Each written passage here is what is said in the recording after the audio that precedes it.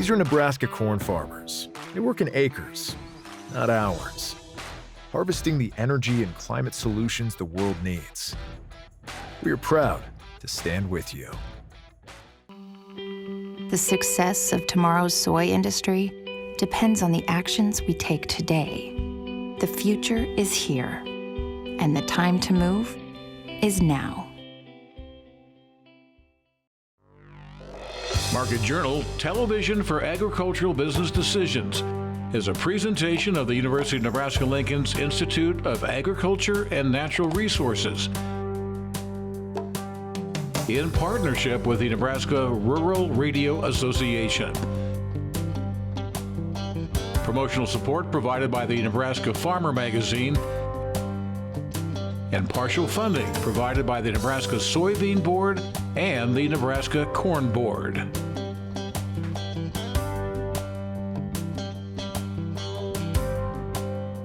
Well, thanks so much for joining us today on Market Journal. I'm Bryce Duskett. Coming up on today's show, a Nebraska Extension cow-calf specialist will share some insights into caring for bulls during the breeding season. It has sure felt like spring across the region, so Eric Hunt will be looking ahead at the upcoming growing season in his weekly update.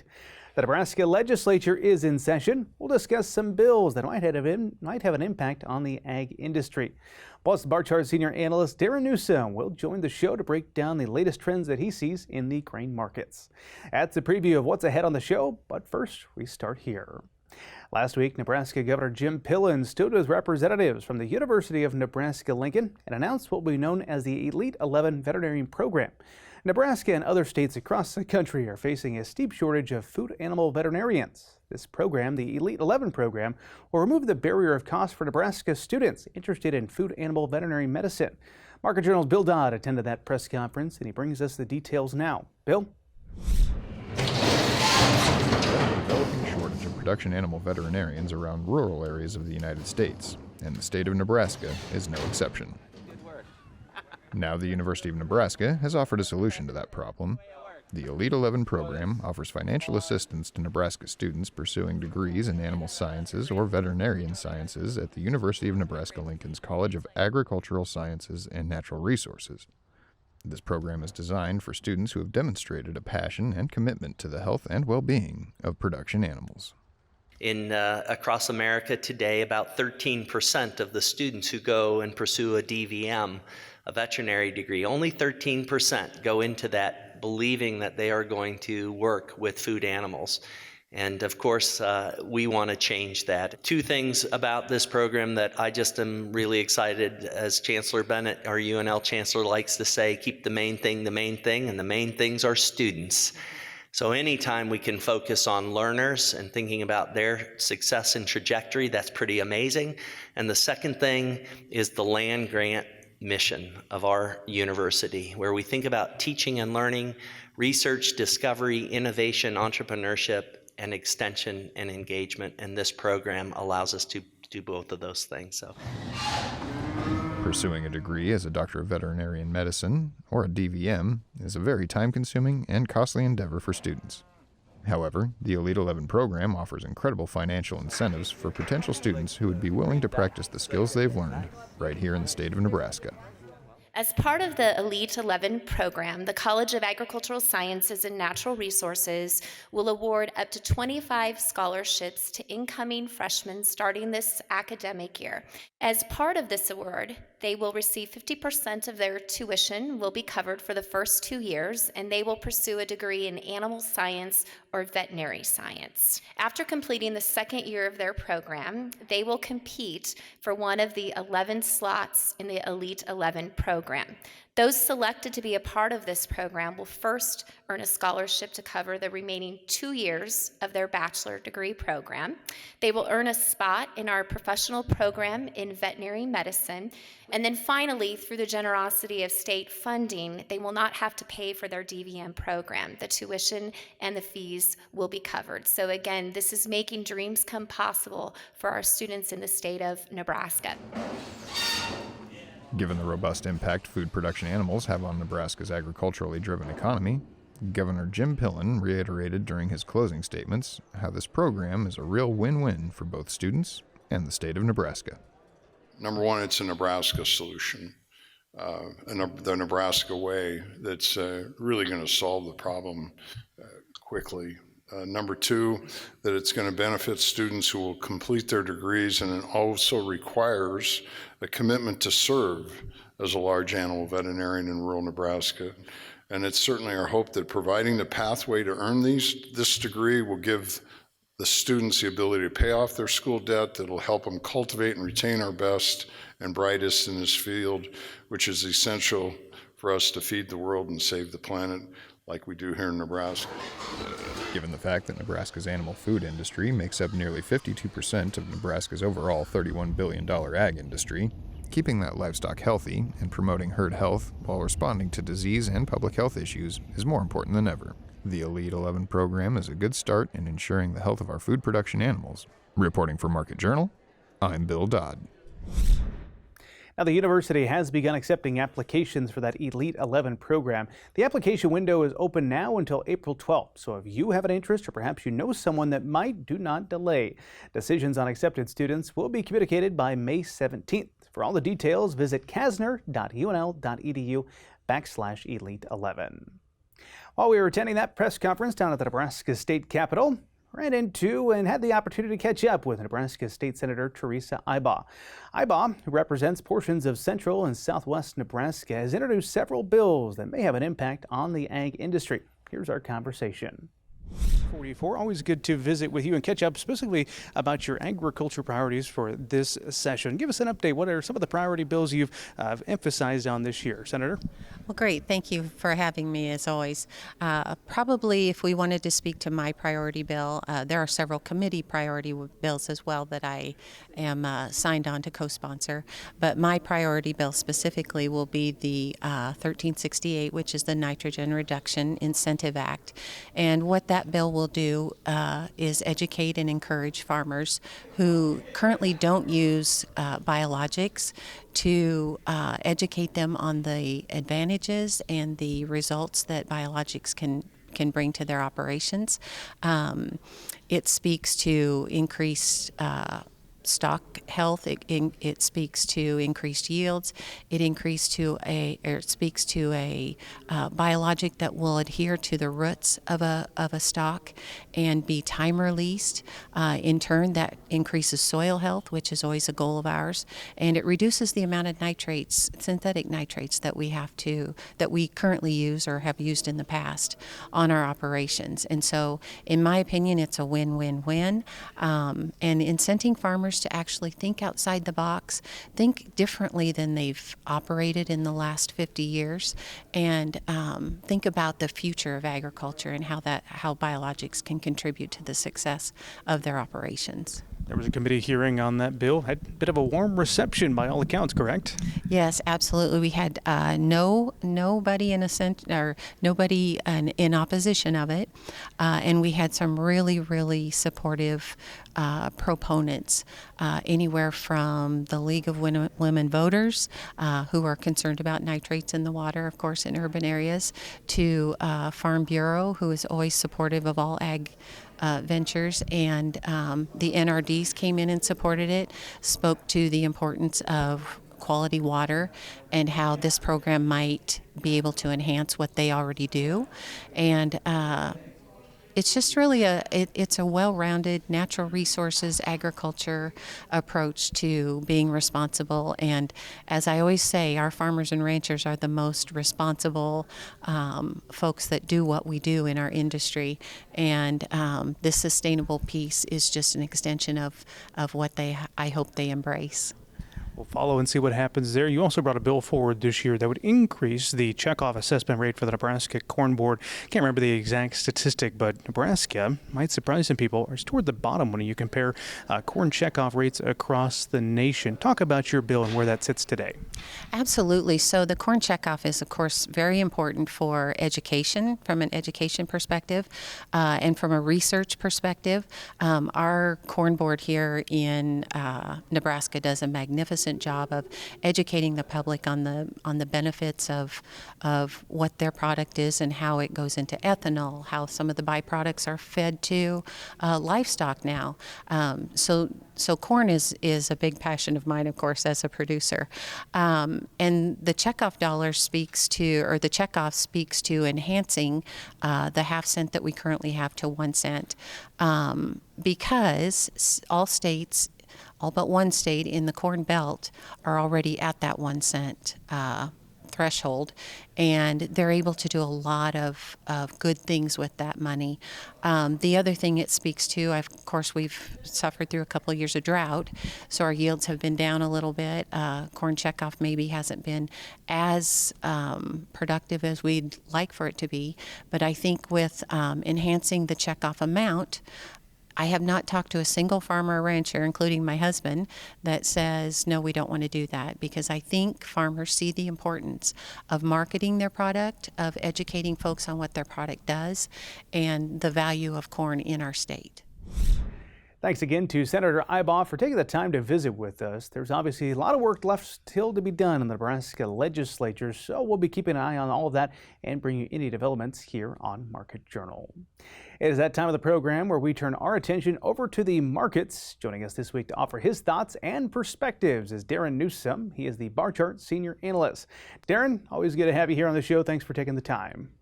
Thanks for having me on again, Bryce. Let's begin in the corn market. What are you seeing there on that front, Darin? A lot of consolidation for the most part. We're looking at the old crop market. It just really doesn't have any reason to move very far one direction or the other.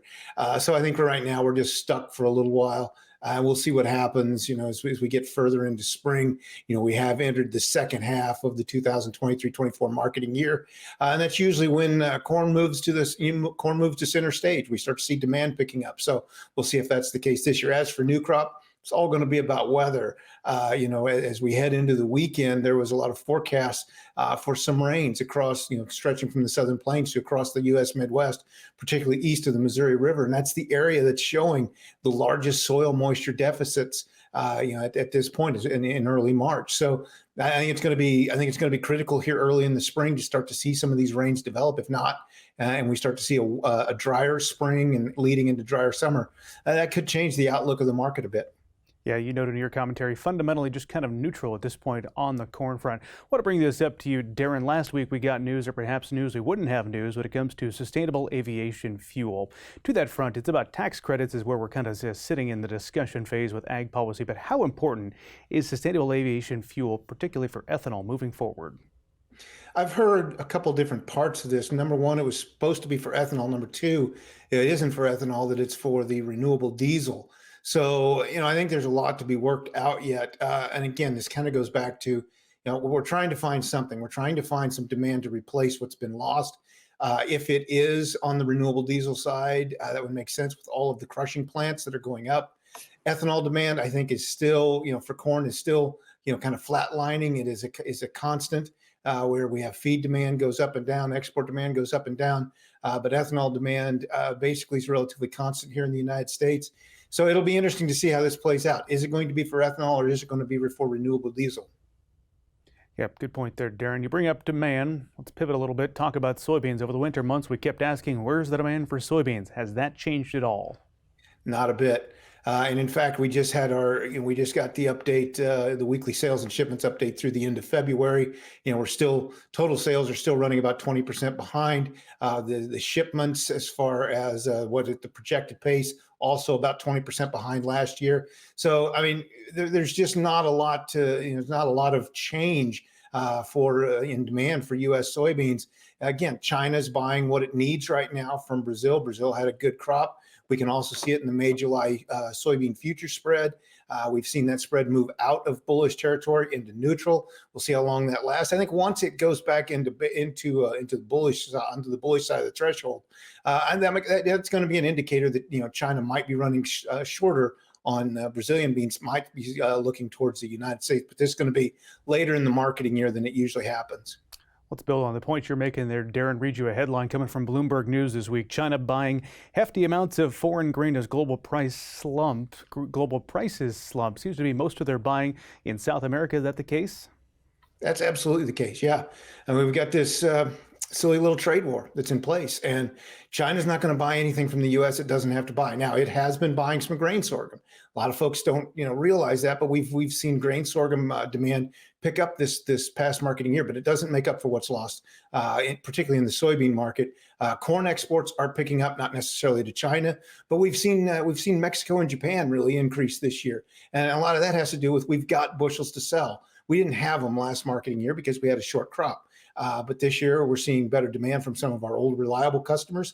They're coming back to the table. China, still nowhere to be seen. Okay, shift over to the wheat market. Talking with a wheat producer a few weeks ago at this point. He just notes it's challenging to be one because of these markets. What's the global scene that's led to the challenge? I guess I'll call it a challenging marketplace here domestically, Darin. It's always challenging to grow wheat. Coming from a wheat farm, I can attest to that. But and it is a global market. You're absolutely right. I mean, this is where we really have to pay attention to what's going on. Reportedly, who knows? But reportedly, Russia's dumping wheat, cheap wheat on the market. We've seen that for the last couple of years. It's got plenty of people still willing to buy. When it comes down to it, price still matters. We've seen weather help Australia have a good crop, and so that's putting more pressure on both the U.S. soft red winter and hard red winter markets. And then as we look ahead towards new crop here in the United States, those same weather patterns that are calling for more rain from the southern plains through the Midwest, it's going to hit a lot of the hard red winter growing area and soft red winter growing areas here. So there's just no supply scare at this point. At the end of February, available stocks to use based on cash price was showing a large increase, not only from last month, but an incredible increase from a year ago. It just tells us that we've got more supplies in relation to demand. And that's not a situation that screams prices are going to be going higher. I want to get to a viewer question.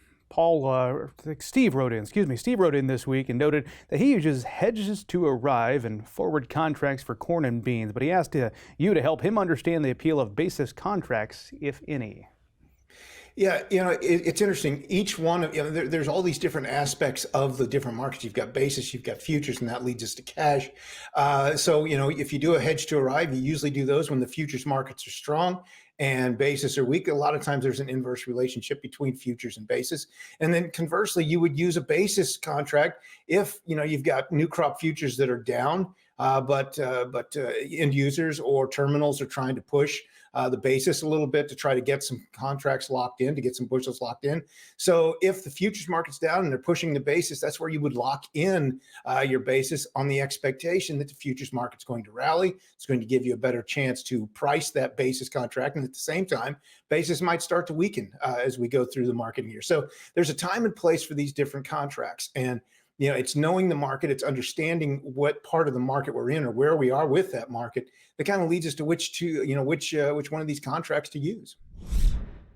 Next week, we'll be joined by Doug Simon from Trade Oz as we discuss the latest happenings in the grain markets. Did you catch last week's review of the cattle markets? Well, if you missed that or any one of our stories, head on over to the Market Journal YouTube channel. There isn't any secret to the success of Nicholas Jurabek of Farewell when it comes to winning the National Corn Yield Contest, except perhaps his persistence. For Jurabek, winning the Nebraska title in the Strip, Minimum Mulch, and Ridge Till Irrigation Division was a great honor in 2023 because everything seemed to come together. As for his tips for success, he says spoon-feeding the crop and harvesting early are two of his keys. You can learn more about Jurabek's strategies in the March issue of the Nebraska Farmer. It is now time to check in on weather with Nebraska Extension Ag Climatologist and Market Journal Chief Meteorologist Eric Hunt. Eric, the mild March has many of us thinking and looking ahead to the upcoming growing season. And to that point, you've prepared a summer outlook as part of your update. What's catching your attention? Well, thanks, Bryce. It has been a warm start to March, and I do indeed have a summer outlook for you. First, so any cattle ranchers that were affected by the recent wildfires are invited to attend an informational meeting on Tuesday, March 12th. That's next Tuesday at the West Central Extension Center in North Platte. Please RSVP to Lincoln, Logan, McPherson County Extension Office. Week ahead, it's going to stay pretty warm, particularly in the eastern portion of Nebraska, where I think we're going to have multiple days with highs in the 70s. I don't think we're looking at record highs, but very, very warm and staying warm at night for most of next week. But as we head later next week, though, my attention turns towards this trough in the southwestern U.S. It looks to be slower moving, and maybe will bring some chances of rain and maybe some thunderstorms to parts of Nebraska as we head toward later part next week. So again, timing and certain details are still a little bit fussy this far out, but there is definitely a possibility, some hope for some rain. The CPC also shows above average precipitation being possible as we head toward the middle of the month, and continued warm temperatures for the middle of March. I think as we head toward later in the month, we will start seeing temperatures slide back a little bit closer toward average, maybe even slightly below average, but no real cold air seems to be moving into the horizon. Moving into the seasonal outlook, though, we are transitioning into a La Nina. Right now, the CPC has a very strong probability of us being in a La Nina by the end of the summer. SST anomalies right now are still showing El Nino conditions. So again, but the easterly wind anomalies are picking up. So El Nino is starting to transition back into neutral conditions, and we are expecting a La Nina to be in place by the summer. What I'm going to be watching, though, is if we start turning over cold here in the North Pacific and what happens with the Bermuda High this summer, because that will have a bigger impact on our weather this summer than the La Nina. The CPC's official forecast right now is for it to be a little bit drier than average statewide and across most of the central U.S.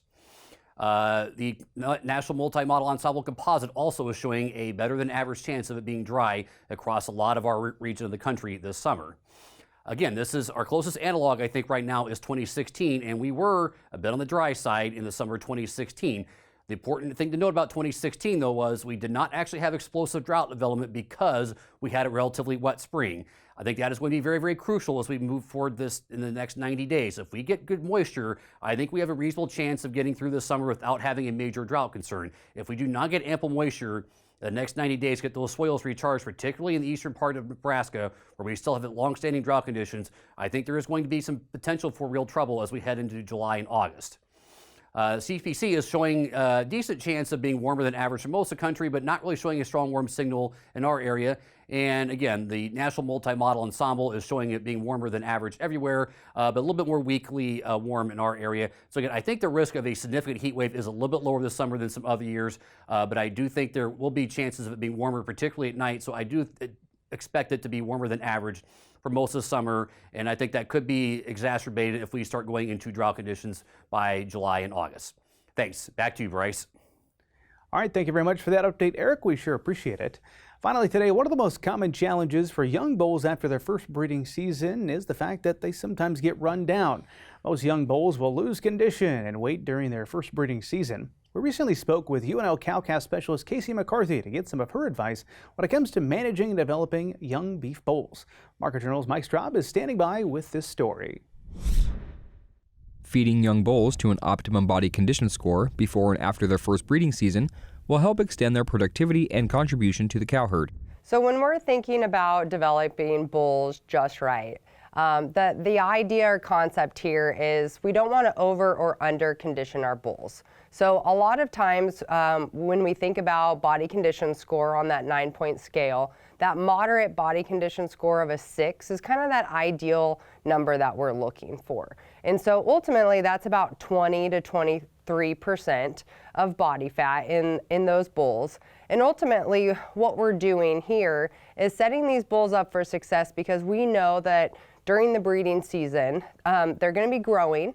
They're also going to be fairly active trying to figure out the whole mounting and getting females bred. And then they're going to be fairly active moving across pastures and maybe losing a little bit of weight. And so what we're seeing is during breeding seasons, bulls can really lose anywhere from 5 to 15% of their body weight. And so targeting that 6 body condition score ensures that those bulls have enough energy and body reserves on them to get the job done during the breeding season, but we're not setting them up for failure moving out of the breeding season and having to regain that weight. And so kind of targeting that 6 is really, ideal. Between the end of their first breeding season and the start of their second breeding season, these young bulls need to gain about 2 pounds a day. Young bulls will need some supplemental energy and protein before the second breeding season. So I usually like to recommend around that 2.5 to 3 pound a day gain, just to ensure that we're hitting that 6 body condition score, not getting them too fat or over conditioned. And so when we start to see some of those bulls getting over conditioned as they move into the breeding season, managing them to make sure that they're not losing too much weight. And then also we can see detriments to fertility and or total concentrations in that semen. And so just making sure we're setting them up on a good plane of gain throughout their development period really sets them up in the long run as they move into subsequent breeding seasons. And so as we move into that next breeding season and into the winter, this is a great opportunity to start slowly implementing a energy and protein supplement, maybe like a distillers or corn gluten meal or feed stuff that is going to provide some starch and fiber source, but also help target some of those 2-pound gains that we're looking for. Make sure bulls that will be used in this breeding season have gone through a breeding soundness examination. It is best to have a BSE performed well before the start of breeding season to determine if additional bulls need to be purchased. And so if we think about what entails a breeding soundness exam, so it's going to be a physical exam, and then we're going to collect semen and look at motility and morphology. And so from that physical exam standpoint, your vet's going to be looking at feet and legs, eyes, teeth, overall body condition of those bulls. And then they're also going to look at those accessory sex glands. So they're going to palpate that bull, and then they're also going to look at that scrotum and ensure that there were no damage to the scrotum. Those testes are moving freely in that scrotum. And so when we start to see issues, maybe like frostbite, we were just working some bulls a few weeks ago, yearling bulls, and noticed some frostbite on a few of those scrotums. Now, when you look at the semen on those bulls, you can actually see some white blood cells and abnormalities just due to some of that damage. And so that's a really great way to test and make sure we don't have any fertility issues. And so once we get the physical and the semen characteristics checked, then those bulls generally will either pass, maybe be deferred and encouraged to test again, or fail that exam. To develop young bulls just right for breeding season, it is encouraged to ensure those bulls are gaining 2 pounds a day and maintaining that gain even after breeding season. Supplement feed high in protein and energy to gradually regain any weight they lost during breeding season. Finally, make sure bulls have gone through the breeding soundness exam several months before breeding season to make sure they are in just right breeding condition. Reporting for Market Journal, I'm Mike Straub. Thanks, Mike. Now, if you'd like to learn more about managing young bulls, or perhaps you have some other breeding questions, you can find most anything you're looking for by opening your web browser and typing in beef.unl.edu. That is going to do it for this week's show. If you did miss a story, as I mentioned, be sure you're following the Market Journal team on YouTube. And of course, you can also like and follow us on social media to join in on the conversation. We hope to see you back here next time. But until then, I'm Bryce Duskett, wishing you a safe and productive week. Join Market Journal online at marketjournal.unl.edu. You can also follow us on Twitter, Instagram, and Facebook. Promotional support is provided by the Nebraska Farmer Magazine. Market Journal is produced by the University of Nebraska-Lincoln's Institute of Agriculture and Natural Resources.